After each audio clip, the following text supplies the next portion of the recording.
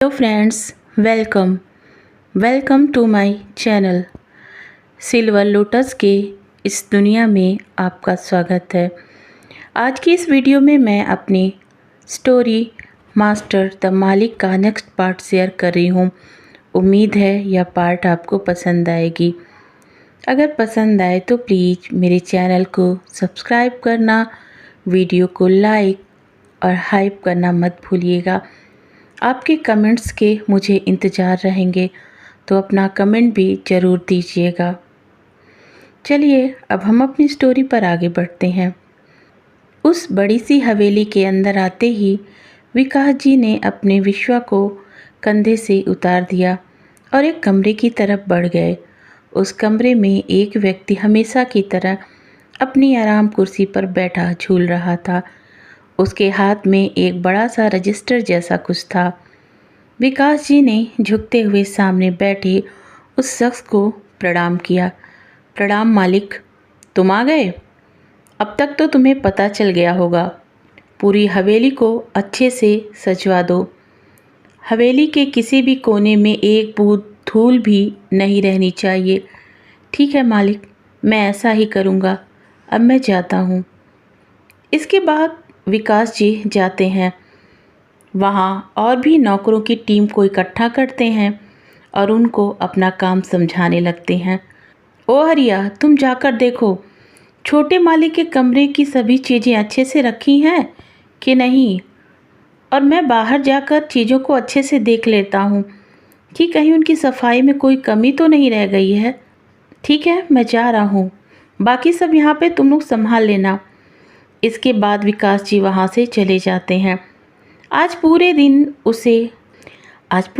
उस हवेली को चमकाने में ही विकास जी का समय गुजर जाता है और उनका छोटा सा विश्वा उनके आगे पीछे कभी घूमता, कभी वह किसी कोने में लेट जाता। विकास जी समय समय पर उसे खाना भी खिला देते हैं, मगर विकास जी ने आज कुछ नहीं खाया। रात होती है, वह अपनी झोपड़ी में पहुंच जाते हैं। उनकी गोद में उनका छोटा सा विश्वास था। उन्होंने विश्वा को अपनी गोद में लिटा लिया। उन्होंने विश्वा को अपनी गोद में बैठा लिया, उसे खाना खिलाया और फिर उसे सुला दिया। उसे खिलाने के बाद वह भी बैठ जाते हैं और खाना खाने लगते हैं और फिर दिन भर की थकान को मिटाने के लिए अपनी उसी छोटी सी चारपाई पर लेट जाते हैं जहाँ उनकी गोद में उनका विश्वा सो रहा था। विकास जी ने आंखें बंद की, मगर उनकी आंखों में नमी थी। उन्होंने अपने मन में कहा, मैं कभी ऐसी ज़िंदगी नहीं चाहता था। मैं नहीं चाहता था किसी की गुलामी करूं, पर मुझे करनी पड़ रही है। पर कुछ भी हो जाए, मैं मेरे विश्वास की ज़िंदगी इस तरीके से तबाह नहीं कर सकता हूं। मैं उसे अपने तरीके की ज़िंदगी नहीं देना चाहता। मैं उसे वह ज़िंदगी देना चाहता हूं जिससे उसके सर पर एक पूरा आसमान हो, जिसमें वह उड़ना चाहे और जहाँ तक उड़ना चाहे वह स्वतंत्र हो। उसे कोई बंधन ना रोके, खासकर इस गुलामी का। विजेंद्र, मैं जानता हूँ आज तुम जो मेरे साथ कर रहे हो वह तुम तो हो ही नहीं, पर मेरा प्यार तुम्हारे लिए इस तरीके से नासूर बन गया है कि तुम खुली आंखों से भी कुछ नहीं देख पा रहे हो। तुम नहीं देख पा रहे हो कि तुम्हारा यह व्यवहार मुझे अंदर तक कैसे तोड़ रहा है। मेरी गलती नहीं थी विजेंद्र, बिल्कुल नहीं थी। मैं तो बस बंधा था अपने वचन से, अपनी गुलामी से। काश कि उस दिन मैं तुम्हारे साथ चला गया होता। काश कि तुम मेरे साथ होते, तो मेरी ज़िंदगी सफल हो जाती। पर मेरी ज़िंदगी इस तरीके से मुड़ जाएगी मैंने सोचा ना था। मुझे याद है आज भी वो रात जब तुम मेरे पास आए थे। तुमने कहा था, विकास चलो ना, हम यहाँ से चलते हैं बहुत दूर, अपनी तरीके से ज़िंदगी जिएंगे। हम दोनों बस रहेंगे और वहाँ पर यह ऊंच नीच, अमीरी गरीबी, इन सब सामाजिक बंधनों में हम नहीं बंधे होंगे। बस मैं और तुम रहेंगे। हमारा एक प्यारा सा संसार होगा। मैं उसी वक्त तुम्हारा हाथ पकड़कर तुम्हारे साथ चलना चाहता था विजेंद्र। पर मैं नहीं चल पाया, मैं नहीं चल पाया। तुम्हें पता है, तुम्हारे आने से पहले ही बड़े मालिक आए थे। उनके हाथ में एक लंबा चौड़ा बही खाता था। मैं समझ नहीं पाया था उस वक्त। तो मैंने पूछा, क्या है मालिक? तुम्हारी गुलामी। तुम्हें शायद पता नहीं है, पर जब तुम इस दुनिया में आने वाले थे तो तुम्हारी माँ की तबीयत खराब हो गई थी। तुम्हारे पिता के पास तुम्हारी माँ को बचाने के लिए पैसे नहीं थे। तुम्हारी माँ को बचाने के लिए वह मेरे पास आए थे, गिड़गिड़ा रहे थे। उनके पास कुछ भी नहीं था जिसे वह गिरवी रख सकें, और मैं बगैर फ़ायदे के कोई सौदा नहीं करता ना। तो मैं क्या करता? मैंने कहा, अगर कुछ हो तो गिरवी रखो। उन्होंने कह दिया, मालिक आप तो जानते हैं मेरे पास कुछ भी नहीं है आपको देने के लिए, पर मैं अपनी पत्नी को बचाना चाहता हूँ। तो बताइए मैं आपको क्या गिरवी रखूँ? फिर क्या था, मैंने भी अपना फरमान सुना दिया। पूरी ज़िंदगी तुम मेरी गुलामी करते रहोगे जब तक कि तुम अपने पैसे ना चुका पाओ, और जब जब तुम अपने पैसे नहीं चुका पाओगे तो उन पैसों पर चक्रवृद्धि ब्याज चलता रहेगा।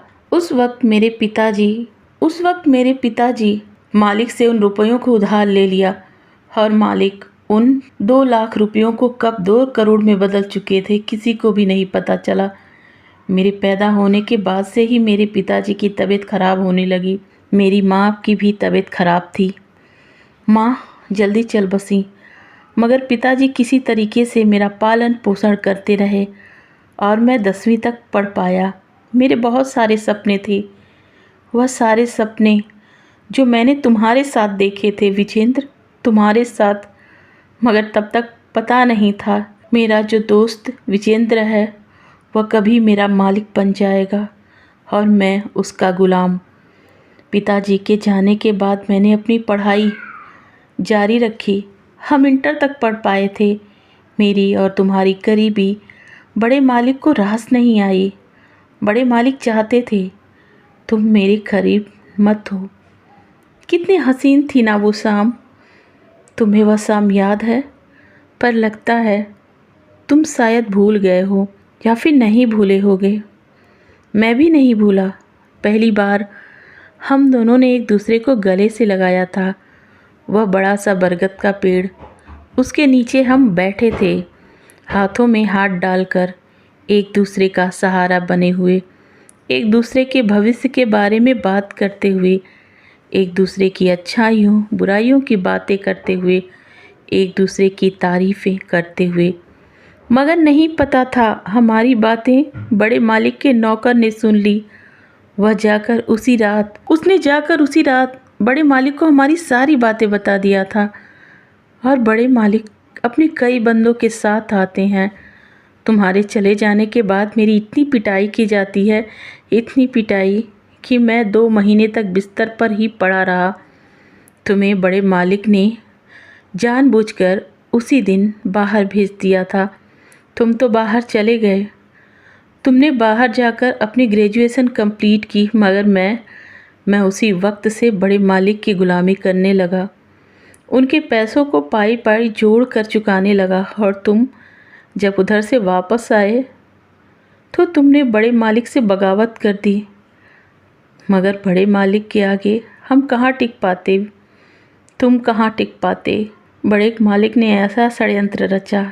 तुम्हें पता है, गांव की एक लड़की जिसे उन्होंने अपने उस करीबी दोस्त के पास भेजा था, जिससे वह प्रेग्नेंट हो गई थी, उसी के साथ मेरा नाम जोड़ दिया और गांव वालों से यह फैलवा दिया कि वह बच्चा मेरा है, और मुझे ज़बरदस्ती उससे विवाह करना पड़ा। वह रात तुम पर कितनी भारी गुजरी होगी, इसका एहसास है मुझे विजेंद्र, इसका एहसास है। तुमने तो गांव वालों की बातों पर यकीन किया था ना, पर तुम गलत भी नहीं हो सकते। मालिक ने ऐसा षड्यंत्र रचा ही होगा कि तुम उसमें फंस गए होगे। मैं खुद उससे बहुत नफ़रत करता था। उसने मेरी ज़िंदगी में अनजाने में तुम्हारी जगह ले ली। मैं उसे कभी नहीं छुआ विजेंद्र, लेकिन उसके पेट में पल रहा वह अंश, उसे मैं कैसे मार देता। मैं नहीं मार पाया। जब तुमने मुझसे कहा था ख़त्म कर दो ये सब और एक बार फिर मेरे साथ चलो, पर मैं नहीं चल पाया। उस वक्त भी मैं नहीं चल पाया। उसने उसे जन्म दिया और जन्म देते ही देखो ना, वह भी मर गई। मैं और मेरा विश्वा दोनों एक साथ अकेले हो गए। हम दोनों एक दूसरे का सहारा बने। तुम्हें बड़े मालिक ने एक बार फिर बाहर भेज दिया था। तुम अमेरिका में वहाँ आराम की ज़िंदगी जी रहे थे और मैं, मेरा विश्वा यहाँ पाई पाई के लिए मोहताज थे। फिर भी बेगारी करते थे मालिक की 2 वक्त की रोटी के लिए। पर एक भी पल ऐसा नहीं बीता कि मैंने तुम्हें याद ना किया हो। मैं अभी भी तुमसे उतना ही प्यार करता हूँ, पर क्या करूँ, गरीबी और वक्त की मार ने मुझे अंदर तक तोड़ दिया। अब मैं तुम्हारा साथ नहीं दे सकता, कभी नहीं दे सकता। मेरे ऊपर जिम्मेदारी हो गई है मेरे विश्वा की। अगर यह नहीं होती तो मैं कब का तुम्हारे पास आ गया होता। मुझे माफ़ कर दो विजेंद्र, मुझे माफ़ कर दो। मैं नहीं चल सकता तुम्हारे साथ और तुम्हारी नफ़रत भी मैं नहीं देख सकता। मुझे पता है बड़े मालिक तुमसे बहुत ज़्यादा ताकतवर हैं, बहुत ज़्यादा। अभी तुम कुछ भी नहीं हो उनके आगे।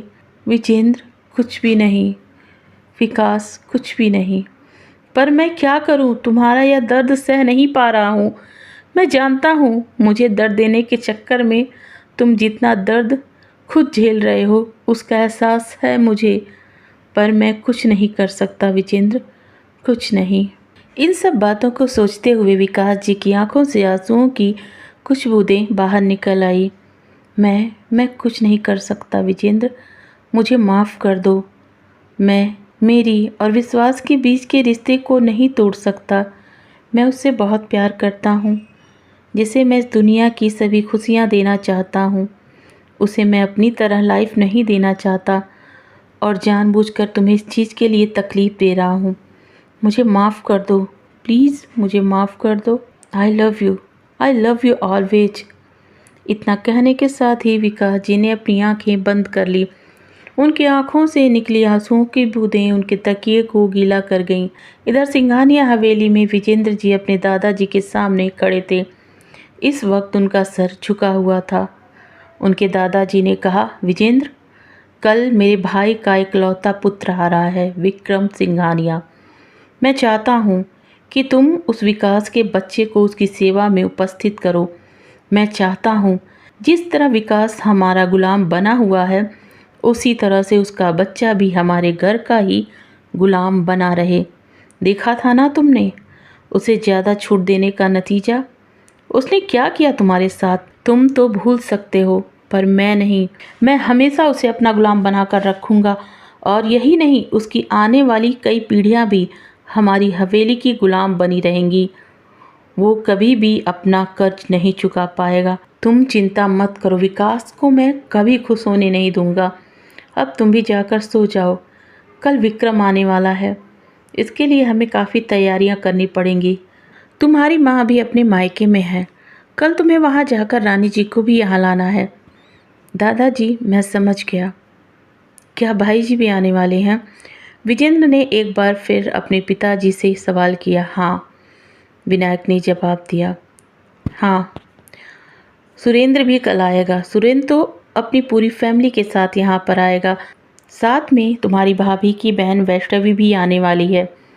वैष्णवी से तुम्हारे विवाह की बात चल रही है, तो तुम्हें उसका भी ख्याल रखना होगा। मैं चाहता हूँ तुम आपस में मिलो, एक दूसरे के बारे में जानो, एक दूसरे की अच्छाइयों बुराइयों को पहचानो, ताकि हम तुम्हारे विवाह की तैयारी कर सकें। लड़की अच्छी है, तुम्हें ज़रूर पसंद आएगी। और साथ में तुम्हें मैं एक सलाह भी दे रहा हूँ, उसे विकास से दूर रखना, उस विकास से दूर रहना। तुम्हें पता है ना उसने तुम्हारे साथ क्या किया, और अब मैं चाहता हूँ कि तुम उस विकास की परछाई भी अपने पर मत पड़ने दो, उससे दूर रहना। मैं उसकी परछाई भी तुम लोगों के रिश्ते पर नहीं देखना चाहता, और उसके बच्चे को विक्रम सिंघानिया का गुलाम बनाना तुम्हारा काम है। अगर तुमने ऐसा नहीं किया तो मैं यह समझूंगा कि तुम्हारे दिल में विकास के लिए अभी भी वह सब भावनाएं हैं। विजेंद्र ने कहा, मैंने आपसे कितनी बार कहा है पिताजी, मैं उसे भूल गया हूँ। मैंने अपनी गलती स्वीकार कर ली है। उस गलती को मैं अब सपने में भी नहीं दोहराना चाहूँगा। और रही बात उनके बेटे विश्वास की, तो वह हमारे विक्रम का गुलाम है और मैं ही इस बात की जिम्मेदारी लूँगा कि विकास उसमें कोई बाधा ना बने, जब तक कि वह अपने पूरे पैसे सूद समेत आपको हवेली को न लौटा दे। मुझे तुमसे सच में यही उम्मीद है। रात काफ़ी हो गई है, जाकर तुम भी सो जाओ, तुम्हें सुबह और भी तो काम करने हैं, विनायक जी ने कहा और अपने बेड की तरफ चल पड़े। विजेंद्र कमरे में जाते हैं। कमरे में रखी एक पुरानी सी एक लकड़ी की अलमारी, जिसे किसी को भी छूने की इजाज़त नहीं थी, उसे खोलते हैं।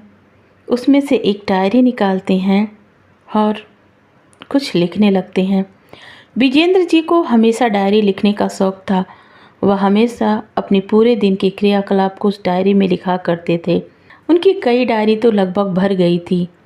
उन्होंने एक बार फिर डायरी के पन्नों पर अपने भावनाओं को समेटना शुरू कर दिया और फिर सो गए। सुबह की पहली किरण के साथ विकास जी की आंखें खुली। उन्होंने अपने बगल में विश्वा को सोते हुए देखा। उसके सर पर हाथ फिराया और उसके माथे को चूमा और फिर वहाँ से उठकर हवेली की तरफ चले आए, जहाँ हरिया उनका इंतज़ार कर रहा था। हवेली में आने के बाद हवेली के अंदर की साफ सफाई विकास जी और हरिया मिलकर करते हैं। अभी हवेली में सन्नाटा पसरा हुआ था, कोई नहीं उठा था। हवेली की सफाई करने के बाद हवेली के बगल में जो बगीचा था, विकास जी वहाँ जाते हैं। वहाँ से कुछ ताज़ा फल की टोकरी लाकर उन्होंने हरिया को रख दिया। हरिया ने उसे हवेली में रख दिया। इसके बाद विकास जी जाते हैं उन लोगों से बात करने जिन्हें उन्होंने हवेली को सजाने का कॉन्ट्रैक्ट दिया था। ठेकेदार का नाम रघु था। उसने कहा, विकास जी, इतनी सुबह सुबह आप आ गए? अरे, हम शाम तक हवेली सजा देंगे ना? विकास जी ने कहा, नहीं, मैं सिर्फ याद दिलाने आया हूँ, मैं कोई कमी नहीं चाहता हूँ। ठेकेदार ने कहा, हाँ हाँ, मैं जानता हूँ आप अपने कामों को लेकर कितने सतर्क रहते हैं। आप अपने काम को सही समय पर करना चाहते हैं। मुझे पता है, मैं शाम को 3 बजे तक आपकी सभी चीज़ें फाइनल कर दूंगा। आपको हवेली एकदम दुल्हन की तरह चमचमाती मिलेगी। उम्मीद तो यही है आपसे, विकास जी मुस्कुराते हुए कहते हैं और फिर वहाँ से वह चले गए। इसके बाद वहाँ से वह कैटरिंग के पास जाते हैं। कैटरिंग वाले भैया ने कहा, विकास जी, इसमें क्या चाइनीज़ भी ऐड कर दूँ? क्या पता यह उन लोगों को अच्छा लगे, क्योंकि आपने कहा था ना कि वह विदेश से आने वाले हैं। विदेश में यह खाना ज़्यादा चलता है। विकास जी ने कहा, ठीक है, तुम जो चाहे वो कर सकते हो, बस खाने में कोई कमी नहीं रहनी चाहिए। स्नैक्स, ड्रिंक और सारी चीज़ें अच्छे से बंदोबस्त की जानी चाहिए, बिल्कुल शहर की तरह। मैं कोई कमी नहीं देखना चाहता हूँ। उसने कहा, कमी तो बिल्कुल नहीं होगी। अगर कमी हो गई तो फिर से मुझे उस हवेली के कैटरिंग का काम नहीं मिलेगा। तो आप निश्चिंत हो जाइए, एक भी कमी नहीं मिलेगी। मैंने शहर का काम सीखने के लिए मैंने एक साथी को भेज दिया था, तो आप निश्चिंत रहिए। देखिए, तो मैंने मिठाई के लिए एक सैंपल तैयार किया है, अगर आपको पसंद हो तो कहिए, हम इसको भी ऐड कर दें। विकास जी ने कहा, अभी तो मैं कुछ खाता नहीं हूँ, लेकिन दो, इसे टेस्ट कर लेता हूँ। विकास जी ने मिठाई का एक छोटा सा टुकड़ा लिया और अपने मुंह में डाला और कहा, यह तो बहुत अच्छा है, तुम रख सकते हो, अभी मैं चलता हूँ, मुझे और भी बहुत सारे काम हैं। इसके बाद विकास जी वहाँ से चले आए। वहाँ से आने के बाद वह फिर अपनी झोपड़ी में जाते हैं और देखते हैं कि विश्व अभी सो रहा है। वह जाते हैं, फिर विश्वा के लिए खाना बनाते हैं। विश्वा को उठाते हैं, नहलाते हैं और उसे खाना खिलाने लगते हैं कि तभी उन्हें आवाज़ सुनाई देती है, विकास जी क्या कर रहे हैं? छोटे मालिक आपको बुला रहे हैं। यह हरिया था, जो उनकी झोपड़ी के दरवाजे को पीट रहा था। विकास जी ने कहा, ठीक है, मैं आ रहा हूँ। वह उठते हैं, फिर विकास जी हाथ मुंह साफ करते हैं और कहते हैं, विश्वा, शैतानी बिल्कुल मत करना, मैं अभी थोड़ी देर बाद तुम्हारे पास आ जाऊँगा। तुम तब तक अपने छोटे छोटे दोस्तों के साथ खेलते रहना, ठीक है। इतना कहकर विकास जी ने एक छोटा सा खरगोश लाकर विश्वा की गोद में रख दिया और कहा, देखना यहाँ से बाहर मत जाना, बाहर जाओगे ना तो तुम्हें पता है क्या होगा। विश्वा ने कहा, बाबा मुझे पता है, शेर उठा ले जाएंगे। विकास जी हंसने लगे और कहा, कितना समझदार बच्चा है मेरा। इसके बाद वह हरिया के पास आते हैं और पूछते हैं, क्या हुआ हरिया, इतनी सुबह सुबह छोटे मालिक क्यों बुला रहे हैं। हरिया ने कहा, पता नहीं, पर वह तैयार हैं, शायद कहीं बाहर जा रहे हैं, इसलिए वह आपको बुला रहे हैं, तो चलो। विकास जी आते हैं और देखते हैं विजेंद्र जी पैंट शर्ट पहने हुए थे। उनका शर्ट फुल स्लीव का था, जिसे उन्होंने कोहनी तक मोड़ा था। Colour black and white. यह कलर हमेशा विकास जी को विजेंद्र पर बहुत अच्छा लगता था। विजेंद्र की उम्र इस वक्त 30 साल थी, मगर दिखने में वह अब भी 25 से ज़्यादा के नहीं लगते थे। विकास जी विजेंद्र से 5 साल छोटे थे, मगर फिर भी वक्त के थपेड़ों और उनकी जिम्मेदारियों ने उन्हें ऐसा बना दिया कि वह विजेंद्र जी से 5 साल बड़े ही लगते थे। कुर्ता धोती और कंधे पे रखा हुआ गमछा एकदम देसी स्टाइल में विकास जी विजेंद्र जी के पास आते हैं। विजेंद्र ने उन्हें ऊपर से नीचे तक घूरा और फिर मन ही मन में मुस्कुरा दिया। हमेशा से तुम ऐसे ही थे। शायद यह विजेंद्र जी का प्यार ही था, जो विकास जी हमेशा से उन्हें एक ब्यूटीफुल पर्सनालिटी ही दिखते थे। पूरी दुनिया को विकास जी में कुछ खास तो नज़र नहीं आता था, मगर विजेंद्र जी की आंखों में विकास जी सबसे अलग और सबसे सुकून देने वाले इंसान थे उनकी लाइफ में। मगर क्या फ़ायदा जब वह इंसान खुद ब खुद आपसे दूर होने के लिए बेचैन हो। उन्होंने कहा, विकास तुम और हरिया मेरे साथ चलोगे। बड़े भैया और छोटे मालिक दोनों आ रहे हैं। बड़े भैया का परिवार भी आ रहा है, उनका सामान ढोने के लिए किसी को तो होना चाहिए। विकास जी को यह बात बहुत बुरी लगी, क्योंकि हवेली में और भी तो नौकर थे, मगर उन्हें छोड़ विजेंद्र जी विकास को ही ले जा रहे थे। विकास जी कभी भी विजेंद्र जी के बड़े भैया का सामना नहीं करना चाहते थे, क्योंकि वह जानते थे वह कितने कमीने इंसान हैं। उनका कमीनापन विकास जी कई बार झेल चुके थे, मगर वह किसी से कुछ नहीं कह सकते थे, क्योंकि यहाँ बगावत करने का मतलब है अपने छोटे से बच्चे को मुसीबत में डालना। मगर फिर भी एक बार उन्होंने कोशिश की और कहा, मालिक मुझे यहाँ हवेली में अभी बहुत सारे काम पूरे करने हैं, आप किसी और को भी ले जा सकते हैं। मगर विजेंद्र जी कहाँ सुनने वाले थे। उन्होंने गुस्से में कहा, मैं तुम्हारा मालिक हूँ, तुम मेरे मालिक नहीं हो। मुझे क्या करना चाहिए क्या नहीं, यह मुझे तुमसे सीखने की ज़रूरत नहीं है। चलो तुम मेरे साथ, मुझे कुछ भी नहीं सुनना। इतना कहने के साथ वह अपनी कार में बैठ जाते हैं। विकास जी और हरिया भी उनके पीछे सर झुकाए कार की बैक सीट पर जाकर बैठ जाते हैं। विकास जी की कार के पीछे 2 कारें और चल रही थी। वह सभी शहर की तरफ चल पड़ते हैं। ओके फ्रेंड, तो आज की वीडियो मैं यहीं पर एंड करती हूँ। आई होप ये वीडियो आपको पसंद आ रही होगी, मेरी स्टोरी में आपको इंटरेस्ट आ रहा होगा। नेक्स्ट वीडियो में जल्दी ही मिलते हैं। Thank you.